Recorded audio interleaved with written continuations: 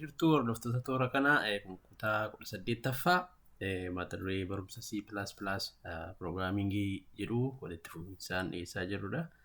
So mata duree irraa keessatti waa'ee istiraakcharii waliin ilaallaa jechuudha. So gara seensa isaatti yoo seenne istiraakchariin gosa daataa taayipii ta'e kan ofii keenyaan uummachuu dandeenyu jechuudha. Amma ammaatti gosi daataa taayipii nuti ilaalaa turre intii haa ta'u, filootii haa ta'u, kaaraakterii haa ta'u, arree haa ta'u, already built-inidha. Kanuma soofteerii yookaan kompaayilarii sana wajjin dhufanidha. Nuun immoo ofii keenyaan daataa istiraakcharii yookaan vaariibilii yookaan daataa taayipii mataa keenyaa akkamittiin uummannaa isa jedhu kan nu deebisu user defined data typeedha jechuudha. So user defined data type keessaa inni tokko structure isa jennudha. So yookaan faayila isa jennudha jechuudha.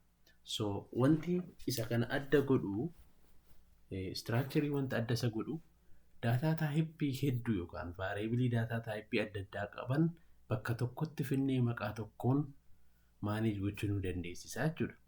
So array akka ilaalaa turretti arrayin collection yookaan guuboo daataati jenneera. Garuu rakkinni array maalidha? Gosa daataa wal fakkaatu qofadha kan inni baachuu danda'u. Yoo intijerii ta'e intijerii, yoo filootii ta'e filootii. Kana qofadha jechuudha kan inni nu baachuu danda'u. Garuu istiraakchariin maalidha? Any data type. Kanaafuu nu yoo barbaanne akka inni intijerii 4 fudhatee data type kaaraakterii biraa akka inni fudhatu, dabilee akka inni fudhatu gochuu dandeenya jechuudha. Any data type. Isintu uumaa jechuudha. Define godha jechuudha. Booda practicaliis ni ilaallaa jechuudha. So structure fayyadamnee data type kamiyyuu uumuu dandeenya jechuudha. Complexii ta'e wanna fedhe uumuu dandeenya jechuudha. So advantage isaa baay'ee guddaadha jechuudha. So fakkeenyaaf ilaallu eessatti akka structure nu barbaachisu. Fakkeenyaaf siistema barataa galmeessuu wajjin yoo ta'e maqaa isaa yeroo fudhannu daataan taayipiin isaa kaaraakteriidha. Kaaraakterri arreedha. Middle name kunis arreedha. Genderiinis kaaraakteriidha. Dipaartimentiin jira. Lakkoofsi silkiin isaa lakkoofsa intijeriidha waan ta'eef intijerii ta'uu qaba. So arree tokkoon daataa amma kanaa bakka tokko kaa'uu hin dandeenyu. Maaliif daataa taayipiin isaanii adda adda waan ta'eef. So kanaaf furmaata kan nu kennu eenyudha? Structureedha jechuudha. So structurein kan uumamee fi daataa taayipii hedduu walitti finnee bakka tokko maqaa tokko nama student barataan tokko daataa isaa amma kanatu ibsa. Barataa isa biraa immoo akkuma kana faayila biraatu ibsa jechuudha. So walumaa galatti maal jechuu dandeenya? Daataa taayipii kan daataa taayipii hedduu of keessaa qabu jechuudha structure jechuudha. So seerri isaa akkuma piroogiraamingii variable yeroo declare goonu isa kaan inti jennee yeroo akkuma jalqabnu structure yeroo define goonu immoo struct jennee jalqabna. So wanti biraan isa adda godhu maqaa isaa bukkee isaatti hirka kennee semikoloniin goonu adda biraaketii keessatti kan mataa keenya define goona. Kanaafiti user define jedhama. Daataa variable warra dur beektan sana hunda isaanii keessaa kan barbaadanii asitti tarree naquu dandeessu jechuudha. So seerri nuti beekuu qabnu struct jenna. Sirra structure ta'uu isaa ibsa. Asitti immoo maqaa kenninaa fi structure tag isa jennu structure variable immoo addatti barreeffanna jechuudha. Booda wantas keessatti barreessinee maqaa asitti barreessinu tokko isaanii access goona. CNE cout yeroo goonu jechuudha. So as keessatti amma maqaa barataa int age bifa kanaan kaa'uu dandeenya. Fakkeenyaaf structure student jennee waa'ee information afur waa'ee barataa tokko funaanna yoo ta'e as keessatti maal goona? Name isaa, age isaa, branch, gender waa'ee barataa sana kan ibsu hundasaa akka kanatti funaanna as keessa galchine. So structure in kuni data amma kan of keessatti qabata jechuudha. So maqaa ishee asitti laatu kanarratti hundoofne tokko isaanii booda argachuu dandeenya jechuudha. So dirqama tokko isaa qofaatti waamnu jechuudha. So amma kana 20 ta'uu danda'a wanta as keessatti barreessinu maqaa tokkoon manage gochuu dandeenya jechuudha. So tokko isaanii immoo access gochuudhaaf kan nuti fayyadamnu dot operatoriidha. Fakkeenyaaf structure kana define gooneerra yoo ta'e gubbaadha main function dura kan nuti barreessuu qabnu kana akka standard isaatti keessas galchuu dandeessu. So name jira. Kanaaf age barataa in gochuu yoon barbaade maalan godha? student.age jira. student dot age studentii keessa memberii isaa immoo age dot inni memberii barreessina jechuudha. Student dot name jechuudha asitti. So yeroo read goonu immoo gates yoo barreeffama waan qabu haala salphaan fudhachuu yeroo barbaannu CE'n kaaraakterii tokko tokkoon funaanti waan ta'eef karaan salphaan nuti itti CE'n goonu gatesidha. Get student dot name automatically maal godha wanta barreeffame copy godhee maqaarra nuu kaa'a jechuudha CE'n. Okay? Out yeroo goonu immoo kallattumaan baafna jechuudha. So wanta barreeffama ta'e yeroo CE'n goonu gates inni bracketii keetti student dot name. See out student dot name jechuudha booda koodii irratti ni ilaalla. So akkuma kana array wajjin immoo siruma isaa walitti daballe maal ta'a? Complex structure ta'e nu uuma jechuudha. So kind of database uumuu dandeenya jechuudha. Memory keessatti itu gara hard diskiin geessini informationii kana jechuudha amma fakkeenyaaf student inni asitti S1 500 jechuun maal jechuudha? Riikardii barataa 500 tokko isaaniif maqaa isaanii umurii isaanii fi dipaartimentii isaanii riikardii nu godha jechuudha kun. Automatically jechuudha memory keessatti. So ilaalaa gama barataa 500 data isaa variable tokkoon store godhaa jira. Amma manni waan hundumaa manage nu gochuu danda'u jechuudha. CE'n isaas nu rakkisu, Cout isaas nu rakkisu jechuudha. Haala salphaan hojjechuu dandeenya jechuudha. So faayidaan structure kana fakkaata. Mee gara koodiitti adeemu. Oh, sorry. So lecture 18ffaadha. So hash include name jalqabna akka baratame IO stream tenne .html dabaluun deessu barbaadani asitti return statement qabaachuu qabna kana waa'ee isaa video darban irratti haasofneerra. So amma gaa mee structure waa'ee barataa umurii isaa maqaa isaa fi departmentii isaa wanna nurkaa fudhatee baasu hojjennu structure tokko define goone. So struct in jedhasitti maqaa structure keenya ammoo student jechuu dandeenya. Sabooda bracketii banne bracketii cufna asitti semicolon goona jechuudha. So as keessatti waa'ee studentii list goona tarreessina jechuudha asitti. Studentiin kun maali? Computerriin beeku gaa studentii yookaan barataa jechuu dandeenya kan. Barataa jechuu dandeenya maqaa structure keenya. So structure variable immoo asitti qubee xiqqaadhaan barataa jechuu dandeenya. Ishee kana jechuudha. Barataa.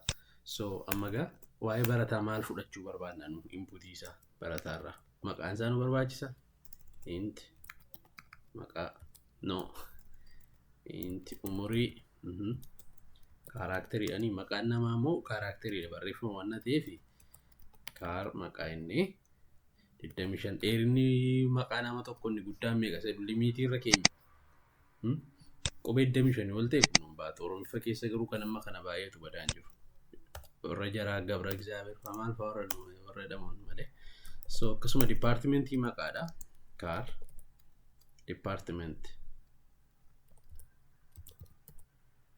departmentii inni maqaa departmentiis diddaamachuu dandeenya isas dheerina isaa. So asirraa meekaanii barataa maximum akka database keenyaatti 100 amma 100tti akka inni nu fuudhu gochuu dandeenya. Amma barataa 100tti. Here of guru example amma barataa nama 100 galmeessa taanaan viidiyoon kunis waan dheeratuuf xiqqeessuu dandeenya gara 10tti. Garuu sinasitti ishee makana jijjiirtu jechuudha. So kanaa booda umurii jennee waamuu dandeenya jechuudha. Barataa dot umurii jenna. Barataa dot maqaa barataa dot department ni fayyadamna as keessatti. Okay? Structure variable kana waan ta'eef kana fayyadamnee memberii hunda access goona. Warra kana access gochuu dandeenya jechuudha. So amma gaa maalan godha galmeessuu deemnani Cout okay amma barataa mammii akkasiin sinu kan nu barbaachisu variable tokko nu barbaachiste inni gaafannas barataa meeqa galmeessuu barbaadda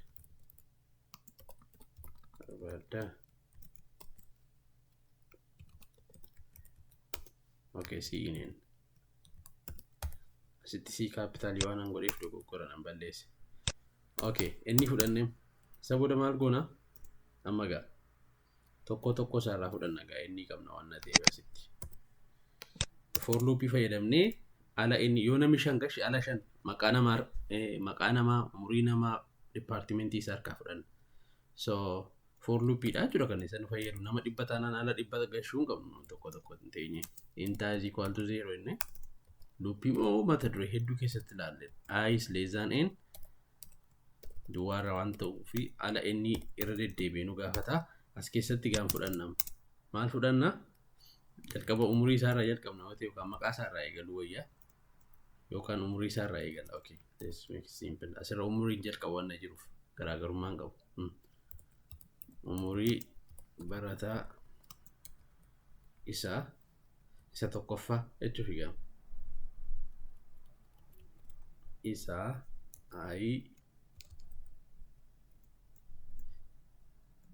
okay. Boodatti dabaluu dandeessu.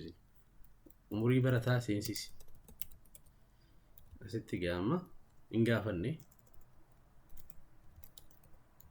seensisaa irraa asitti si'iin enneeti asitti gaalaa wanti isin hubachuu qabdan si'iin umurii hin jennu barataa dot umurii jennee barreessinaan barataa dot umurii asitti gaa wanti gochuu qabnu barataa asii arree gochaarra waan ta'eef barataa isa jalqaba galchinu barataa of ayin waa arree keessatti dubbanneera barataa of 0 jechuun barataa isa jalqaba seen barataa of 1 jechuun isa lammatarra jiru barataa of 2 barataa isa sadaffaa arfaffaa jechaa deemnaa jechuudha. So akkasuma amma gaa kaaraakterii fudhachuuf deemna.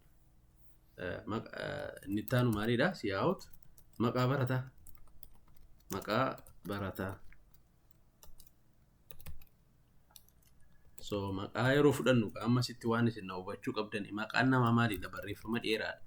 So kallattumaan si'iin yoo jenne maal godhaa wanna biraa iskiriinii irra jiru sana akka jiruun fudhata yookaan immoo irra nu jalaa utaala fudhachuu dhiisee jechuudha.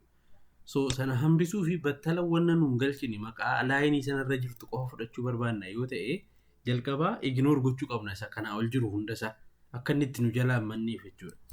Yeroo barreeffama ta'u qofadha kan isin kana fayyadamtan si'iin dot ignore jedha.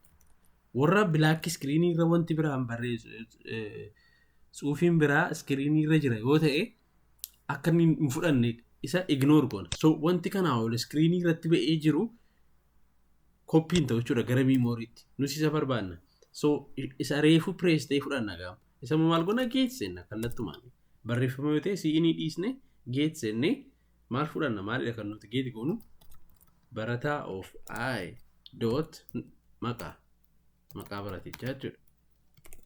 Semicolon fudhanneem suma kanarra deebiin ammas sasanaaf departmentii ittaanani. So irra deebi'ee barreessuu dandeenya. Departmentii barataa scrolling godha. So si'iin dot ignore dha. Kunis barreeffama waan ta'ee fi barataa of I dot department.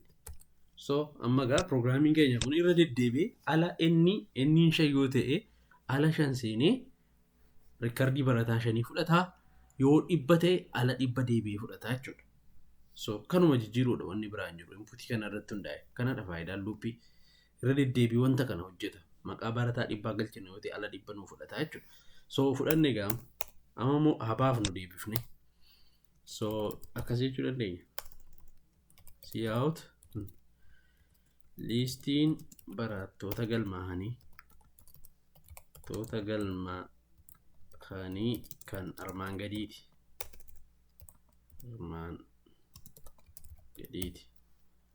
In the line. Asitti for loopiidhaan baafna gaa wanta barataa 100 tokkichaan baasuu hin dandeenyu tokko tokkoon for loopii ma fayyadamnee baafna ammas deebinee akkuma fudhannetti.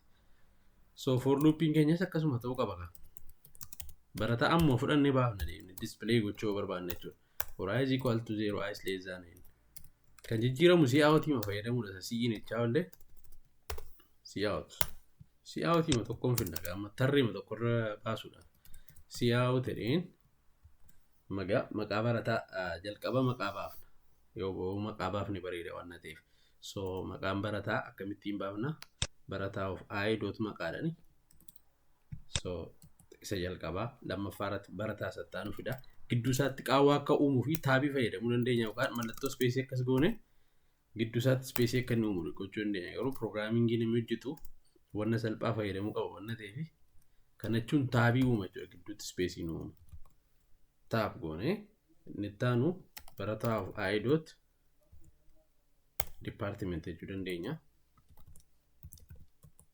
Department. Okay, what's next? Ammas taabii space uumnee akka inni walirratti nu jalaa hin baafnee fi barataa I dot umurii baasnee dhumanii reema maal ta'e hindi line. So akka kanaanii output keenya baasuu dandeenya jechuudha.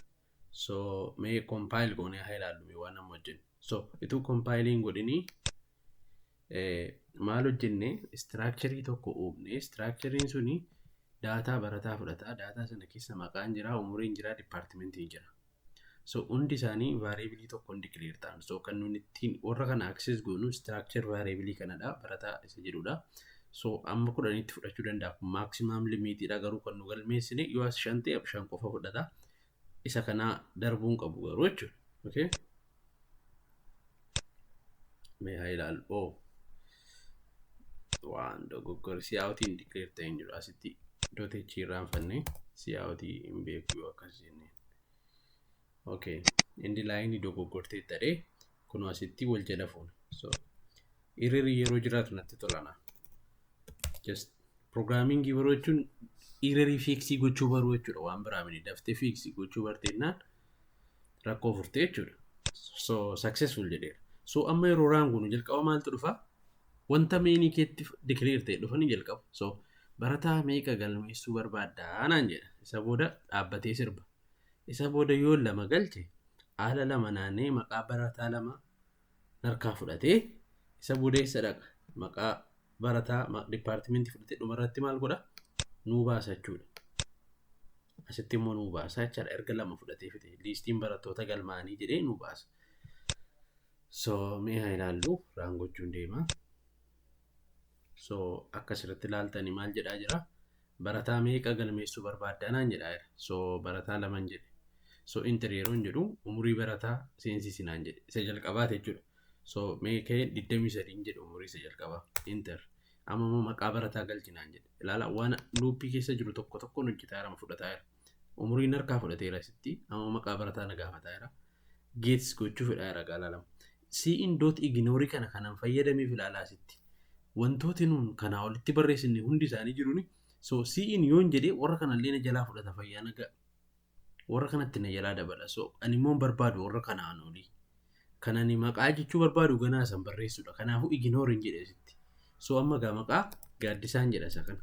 Maqaa barataa. So inter hin jedha. Amma na gaafata departmentii IT hin jedha. Okay, amma gaa maal godha? Kana fixanii al tokkicha fixeera.